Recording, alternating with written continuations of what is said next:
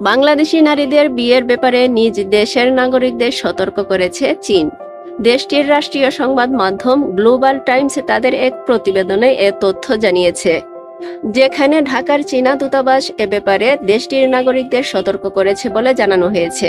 প্রতিবেদনে বলা হয়েছে, চীনা নাগরিকদের বিদেশিদের বিয়ের ক্ষেত্রে আইন কঠোরভাবে মেনে চলতে বলা হয়েছে।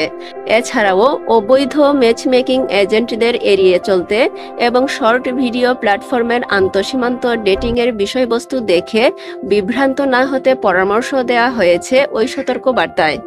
দূতাবাস চীনা নাগরিকদের বিদেশি স্ত্রী কেনার ধারণা থেকে বের হয়ে আসার এবং বাংলাদেশে বিবাহ করার আগে ভালোভাবে চিন্তা করার পরামর্শ দিয়েছে। জানা যায়, চীনে নারী পুরুষ অনুপাতের ভারসাম্য নষ্ট হয়ে যাওয়ায় সে দেশের বহু পুরুষ বিবাহের জন্য অন্য দেশ থেকে হবু স্ত্রীকে আনার পরিকল্পনা করছেন। টাকার বিনিময়ে কিছু কিছু এজেন্সি এই সম্ভাব্য স্ত্রী খুঁজে দেওয়ার কাজ করছে, আর এর আড়ালে চলছে মানব পাচার। চীনা দূতাবাস জানিয়েছে, তাদের দেশ কোনো এজেন্সিকে আন্তঃসীমান্ত বিবাহ ম্যাচমেকিং পরিষেবা চালানোর অনুমতি দেয় না।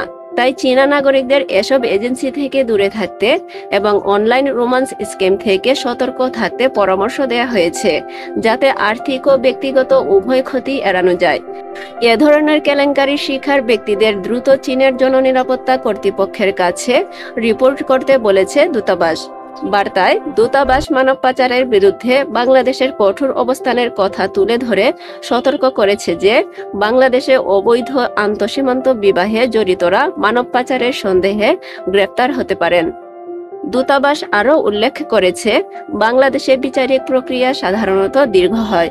যদি কেউ মানব পাচারের সন্দেহে গ্রেপ্তার হন, তবে আইনি প্রক্রিয়া শেষে রায় পেতে কয়েক মাস বা এমনকি কয়েক বছর লাগতে পারে। সেক্ষেত্রে ব্যক্তির জীবন ও পারিবারিক পুনর্মিলন মারাত্মকভাবে প্রভাবিত হতে পারে।